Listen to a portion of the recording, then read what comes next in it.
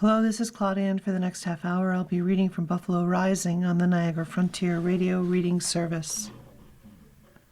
Art to Go, launch of Buffalo's newest art vending machine.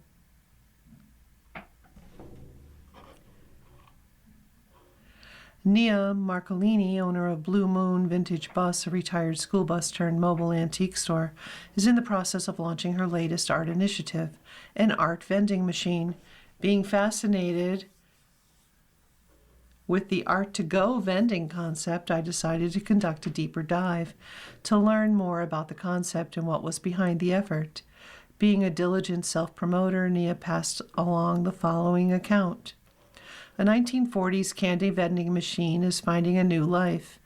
Nia Marcolini has transformed it into an art vending machine, which will be launched on Saturday, April 18th, 3 to 7 p.m., located in the Gallery and Artist Studios at Shopcraft on 773 Elmwood Avenue, Buffalo. The Art-to-Go vending machine aims to bring together both new and established local artists. This project's main focus is to make small works of fine art accessible to the public in a fun and engaging way. Nia decided to put it at a Shopcraft on Elmwood to highlight their new gallery space. Elmwood and the surrounding areas have always been a melting pot of creatives, and we thought that this is where its journey should begin. Nia plans on launching multiple machines in the near future. I found the vending machine during an estate clean-out, which I do in my off-season, Nia told me, and I refurbished it myself. When I found it, it was covered in brown house paint that I had to strip off to reveal the original paint, which was in pretty good condition, thank goodness, and it was stuffed full of ancient candy, which was horrendous to scrape out. But a little cleaning and some replacement parts, and she's up and running. Participating artists include A.J. Fries, Allison E. Kurek, Michael Marion, Nia Marcolini, Chuck Tingley, Sky Vance, Adberto Valles, Roderick Walker, and Felice Design. Seeing this as the latest art initiative is picking up steam, I asked Nia about her Blue Moon vintage bus and whether the project was still on the road. She told me, yes, I'm still doing my bus. I was off in the winter, but now I'm back. I have a bit of theme of taking things and reassigning them for not their originally intended purposes. I'm also an artist that has been on hiatus for a little bit, and I wanted to combine the two as I reestablished myself in the art scene. A bit of combining passions. I'm having my own art show of my work in the space where the vending machine is going to be in October, so stay tuned. Shake off winter. Can't miss March events. Hopefully we are past the coldest days of winter and can be back outside enjoying outdoor spaces soon. Until then, here is a great list of indoor events to keep you laughing, entertained, learning new things, and listening to amazing music. This event guide has a lot of variety from comedy shows, drag, concerts, children's shows, and gardening workshops. There is something for everyone to do. We will see you out and about this March. Be Like Blippi Tour. UB Center for the Arts, 103 Center for the Arts, March 5th, 6 p.m., $28 to $68 for tickets. Blippi is bringing the all-new Be Like Blippi Tour to Buffalo. Join Blippi and Mika for a high-energy interactive live show packed with music, laughter, and fan favorites like the Excavator song, Monster Truck, Dino Dance, and Curious Like Me. Safira Cristal once flew over the cuckoo's nest. Helium Comedy Club, 30 Mississippi Street, March 5th, 7:30 p.m., $32.99 plus for tickets. Safira Crystal, breakout star of RuPaul's Drag Race, brings her bold new show, Once Flew Over the Cuckoo's Nest, to Buffalo. Expect sharp wit, outrageous humor, and unapologetic realness as Safira tackles everything from travel to K-pop with diva-sized flair. Giles Von Sadel, Lips Recital Hall, Slee Hall, UP North Campus, 120 Coventry Road, Amherst, New York, March 6, 7:30 p.m., $20 for tickets. Pianist Giles Von Zadel comes to UB's Lippis Concert Hall for an evening of bold and expressive solo piano, known for his adventurous programming and striking musical insight. Von Zadel brings a fresh voice to both classical and contemporary repertoire. Vegetable Gardening and Seed Starting Basics Workshop. Lockwood's Garden Center, 4484 Clark Street in Hamburg, March 7th at 10 a.m. Free. Lockwood's Vegetable Gardening 101 workshop offers beginners a clear and simple guide to starting a successful veggie garden this spring. The session covers the benefits of gardening, essential gardening requirements, and easy steps for sowing seeds and growing with confidence. Registration is required. Emily King, Babeville, Buffalo Asbury Park, 341 Delaware Avenue, March 8th, 7 p.m. Doors, 8 p.m. show, $35 advance tickets. Four-time Grammy nominee Emily King brings her signature soul food sound to Buffalo. Her album Special Occasion earned a Grammy nomination for Best R&B Album. She has toured internationally and collaborated with artists including Norah Jones and Jacob Collier, captivating audiences with her silky vocals and magnetic stage presence. The Uncle Louie Variety Show Latest and Greatest Tour. The Riviera Theater, 67 Webster Street, North Tonawanda, March 9th, 3 p.m., $29 to $49 for tickets. Uncle Louie Variety Show brings its latest and greatest tour to Buffalo, delivering old-school comedy with a big heart.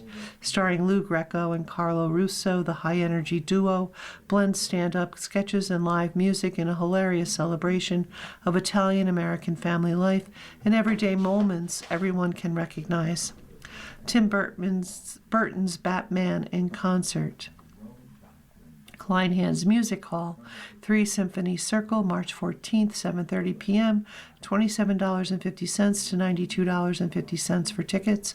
If you ever wanted to dance with the devil in the pale moonlight, Kleinhans Music Hall is the place to be. The BPO performs Danny Elfman's iconic score live with the star-studded Michael Keaton and Jack Nicholson movie is projected above the orchestra. St. Patrick's Day Parade. Delaware Avenue, March 15th at 2 p.m. The St. Patrick's Day Parade returns to downtown Buffalo. Bundle up, put on some green, and celebrate the day. Daniel Ledizin is an assistant professor at SUNY Fredonia, artistic associate at Alleyway Theater, and host of Buffalo Rising's Western New York Soundstage podcast, which explores our region's creative economy, offering in-depth discussions with a diverse range of artists, musicians, and cultural figures. Alongside his podcast role, Dan's extensive experience in theater, both as a performer and as an educator, make him a significant emerging voice in promoting Buffalo's artistic and cultural industries.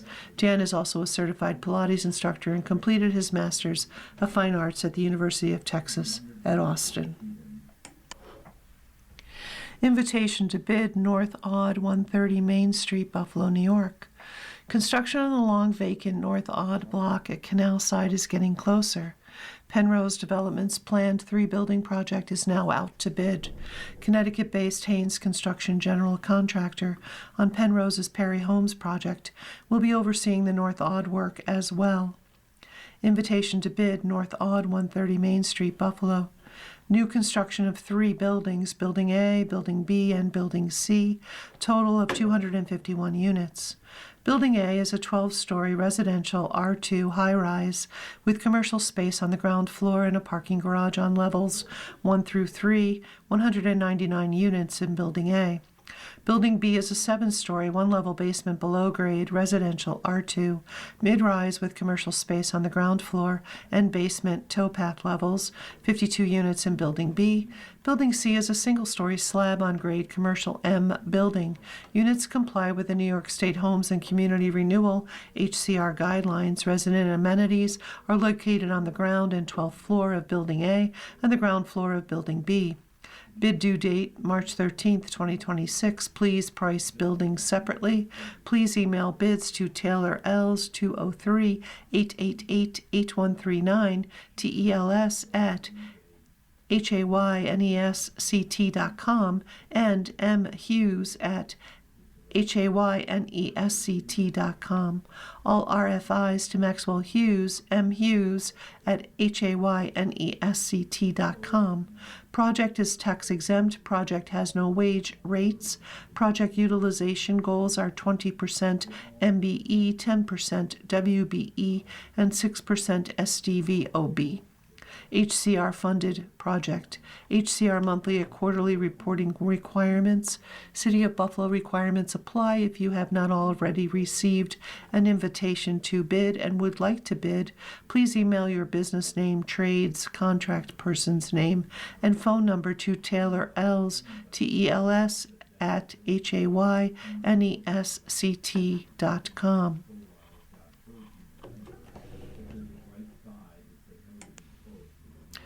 Big reveal, Glenview Heights. Belmont Housing is partnering with CB Emanuel and ECMC on reuse of the former Kensington Heights public housing project located behind the hospital campus. The Glenview Heights development will include 304 affordable apartments and townhouses and 21,500 square feet of commercial space in 14 new buildings. The project will include a five-story apartment building at Fillmore Avenue and Glenny Drive, 2 four-story apartment buildings behind it, a 4-story senior apartment building in the center of the 13-acre site, a community building, and 8 townhouses buildings closest to the Kensington Expressway. 4 acres of the site along Fillmore Avenue are set aside for future phase. Kensington Heights was built in 1958 and had been vacant since 1980 before the Buffalo Municipal Housing Authority demolished 5 of the 6 towers 10 years ago. It was built as a federal and state development with 67 units per building and some common area space. The site was targeted for a continuum of care project that fizzled. ECMC purchased the property in 2018 and demolished the remaining tower to prepare for reuse. The Planning Board will review the project on March 9th.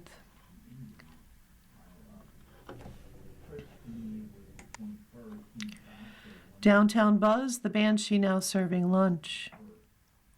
Not since the Banshee first opened its doors in 2021 has it set about to serve lunch, but after years of dinner service, the decision has been made to launch its new lunchtime menu. At a time when the downtown restaurant landscape has shifted and continues to shift, the Banshee operator, Connor Hawkins, has opted to come out swinging. This, my friends, is good news on many fronts. First, having a full-fledged Irish pub for lunch downtown means that hungry patrons now have access to all sorts of delicious pub fare at their beck and call, with mains that include an Irish spice box traditionally served up as crispy fries, shredded fried chicken, sliced onions, and green red peppers, all tossed in a special seasoning, and one of my all-time favorites, bangers and mash. This menu is loaded with satiating midday menu options. Second, you just can't beat the authentic Irish atmosphere at the Banshee Old World with cozy seating arrangements, fireplaces, Irish music, and lunchtime bar service by Paul McMenamin, who is relatively new to Buffalo. Paul grew up in Ireland before moving to Boston, where he met a Buffalo gal, and the rest is history. Paul is eager to build up a weekday lunch crowd, and yesterday my friend and I were happy to help him out. Lunch is currently being served Monday through Friday from 11:30 a.m. to 2 p.m. Do yourself a favor and stop in for a bite and or a beer to watch a soccer match, listen to some live music, and meet the friendly staff that is happy to open the doors for downtown office workers and anyone else that wants to pay a visit to one of the most gorgeous pubs in the region. The Banshee Irish Pub at 257 Franklin Street, Buffalo, New York 14202 716 783 Upcoming entertainment schedule: Friday, March 6th, Jerry Dixon. Friday, March 7th, Harperson. Friday, March 13th, 3 Parts Whiskey. Saturday, March 14th, Dreams of Freedom, 7:30 p.m. Sunday, March 15th, to be determined. Monday, March 16th, to be determined. Tuesday, March 17th, Terry Sabastano, 11:30 a.m. Tuesday, March 17th, Scripps Acoustic Trio, 6 p.m. Tuesday, March 17th, to be determined, for 9 p.m. Friday, March 20th, Captain Tom and the Hooligans, 8 p.m. Saturday, March 21st, Evan Letke and Friends. Friday, March 27th, Terry Sabastano. Saturday, March 28th, Akla, 8 p.m. Unless otherwise noted and stated in the schedule, Friday music is from 7 p.m. to 10 p.m. Saturday music is from 8 p.m. to 11 p.m. and Sunday music is from 3 p.m. to 6 p.m. You are listening to a reading of articles and features from Buffalo Rising on the Niagara Frontier Radio Reading Service.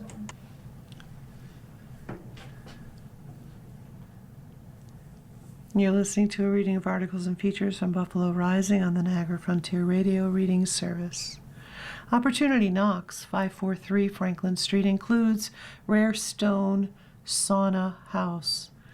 Seeing 543 Franklin Street being listed for sale brought up a lot of memories for me. This was once the home and place of business for Sandy Hurdle, who ran a fabric shop out of the circa 1852 residence.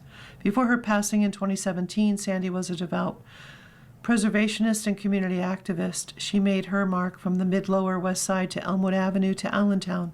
Everything that she touched turned to gold, including her Porter Avenue pied-à-terre at 361 Porter Avenue. As for 543 Franklin Street, I paid a visit to Sandy on numerous occasions and was always awestruck by the pristine nature of the 5-bedroom, 5,088-square-foot abode that sits on a 7,401-square-foot lot. While I was familiar with the house, I never got a chance to see the courtyard, which it turns out is also amazing.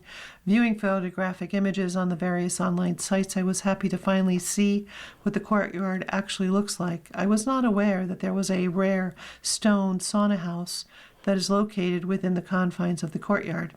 That alone is worth a tour of this historical architectural compound. The property is being listed at $885,000. From the listing, iconic 1852 Allentown residence meticulously restored to blend historic grandeur with refined modern living, exceptionally versatile, offering a stately single-family home with in-law apartment or a true two-family income opportunity. The primary residence showcases a dramatic marble entry, soaring ceilings, hardwood floors, an elegant formal living room with gas fireplace, custom built-ins and chandelier, a striking wet bar with exposed brick anchors the entertaining spaces. The designer kitchen features quartz countertops, oversized island, walk-in pantry, and opens to an expansive dining room space with custom cabinetry. Sun-filled family room with gas fireplace and glass doors leads to a private brick courtyard. Office den with brick accent wall and decorative fireplace, half bath, and first floor laundry complete the main level. The primary suite offers a spa-inspired bath with a steam shower and soaking tub plus walk-in closet. 2 additional bedrooms, updated full bath, and second laundry. Outdoor amenities include a fully fenced courtyard and rare stone sauna house. Secondary residence features quartz kitchen, exposed brick living room, 2 bedrooms, full bath, and in-unit laundry. Premier walkable location near downtown include theater district, parks, and dining.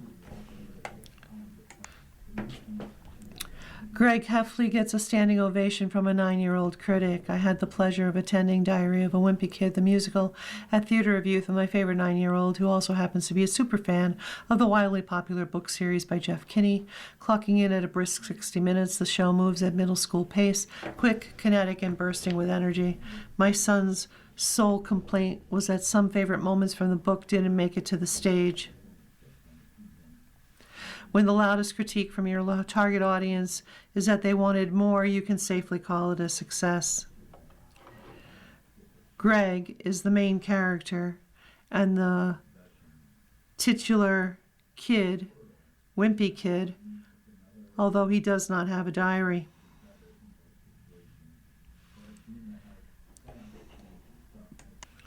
It's a journal. Played by Tiffany Nowak, Greg often feels like modern-day Charlie Brown. No matter what he tries, despite his best efforts, nothing ever quite goes the way he expects. That's exactly what makes him so relatable for kids and parents alike. With a clear voice and convincing boyish swagger, Nowak is terrific in the lead role. Raleigh, played by Tamaya Love, is Greg's loyal and utterly clueless best friend and the perfect counterbalance, wide-eyed, wholehearted, and seemingly made of pure sunshine. Rowley's effervescent joy balances Greg's more cynical outlook beautifully. Charlotte Van Andler makes the most of her stage time as the uber-weird Fragley, fully embodying the character right down to his awkward gait. Visually, the production cleverly evokes the hand-drawn aesthetic of the books. Set pieces shift efficiently, keeping the pace lively. The choreography is spirited and accessible, and the ensemble commits fully to every playground showdown and hallway encounter. Musically, the score is bright and catchy. The songs amplify the emotional roller coaster of middle school friendship, ambition, embarrassment without ever feeling heavy-handed. The opening number, the middle of it all, is especially great, cleverly playing on Greg's frustrations with being the middle child while also navigating middle school. Thematically, we had plenty to discuss on the ride home. The show touches on bullying, popularity, and what it means to be a good friend. The bittersweet ending offers no easy answers, encouraging thoughtful conversation and reinforcing gentle lessons about empathy. Theater of Youth once again demonstrates its keen understanding of its audience. The production respects kids' intelligence and emotional depth while delivering plenty of laugh-out-loud moments for longtime fans and newcomers alike. Diary of a Wimpy Kid, the musical, is a lively, heartfelt reminder that surviving middle school is its own epic adventure.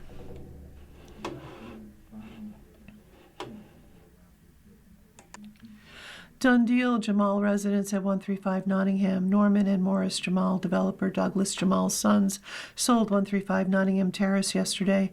The property was listed at the end of January with a $2.5 million asking price. Went pending in one day and sold for $2.75 million.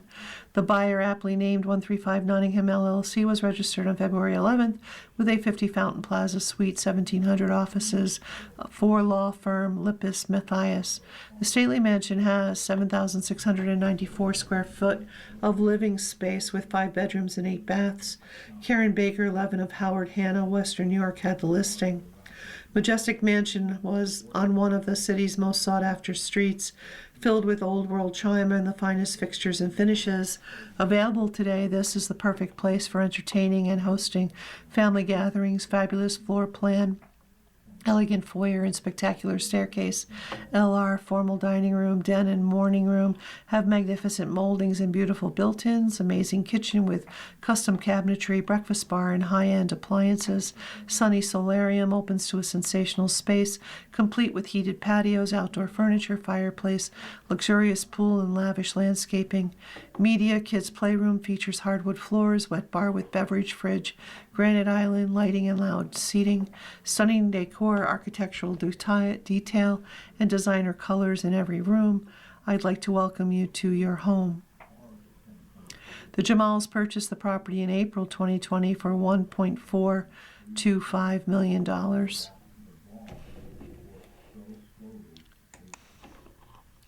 Interviewed Dave Juranovic, founder of Buffalo Gore Fest. The following interview is with Dave Juranovic, member of band Morgue Terror, who is organizing the newly launched Death Fest, Buffalo Gore Fest, set to be held on June 6th at Buffalo Ironworks.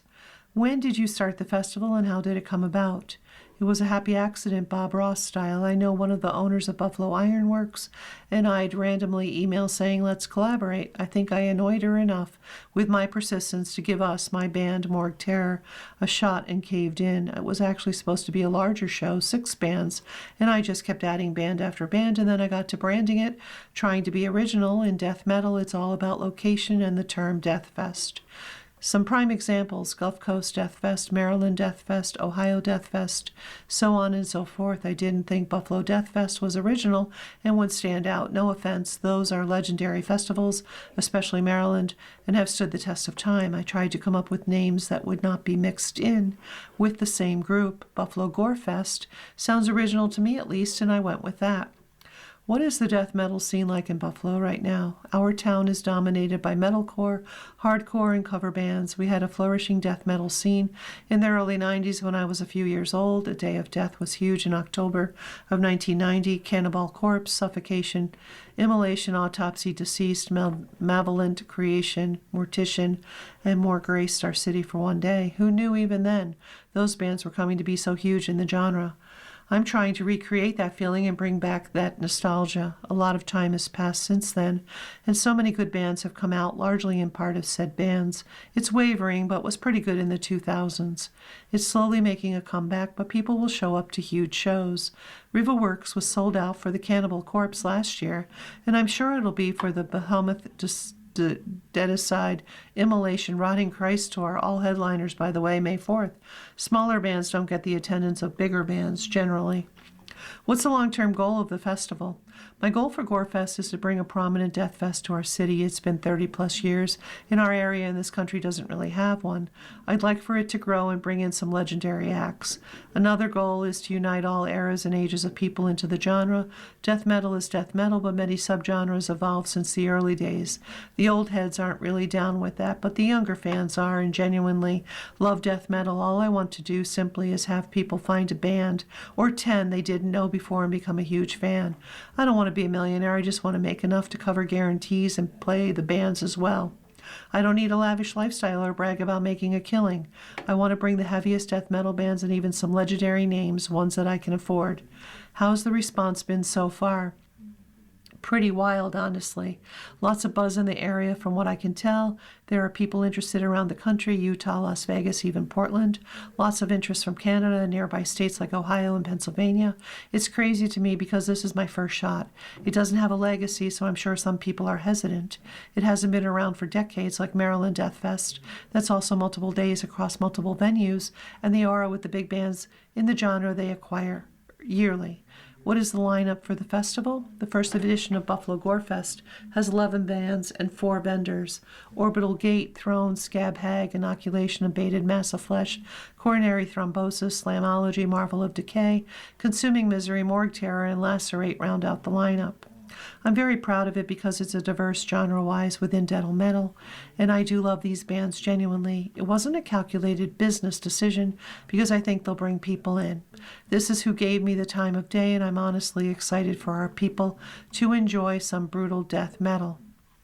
What can people expect from the festival? It's going to be a brutal blasting time, and I have a diverse lineup. I have some cool vendors to check out as well. I definitely think there's something for everyone here. If someone wants to learn more about death metal in Buffalo, where should they go? Get into a local band, follow them around, see where they play and what bills they get on. It's like that for any style of music. All you have to do is go to shows and follow them on social media. Meet people and find out who's playing where and when. Start a band like I did, go crazy, and do all the things that you can. You've been listening to a reading of articles and features from Buffalo Rising. We read from Buffalo Rising on Fridays at 8:30 a.m. Your reader has been Claudia, and I thank you for listening. You're listening to the Niagara Frontier Radio Reading Service with broadcast studios at 1199 Harlem Road in Cheektowaga. Radio readings are broadcast 24 hours a day, every day, to area people who are blind or have a print disability. This year, our agency marks almost 40 years on the air with more than 300,000 hours of radio readings to those without sight. Our broadcast signal is provided at no charge by WNED. The Niagara Frontier Radio Reading Service website is nfradioreading.org. For more information, call 716-821-5555.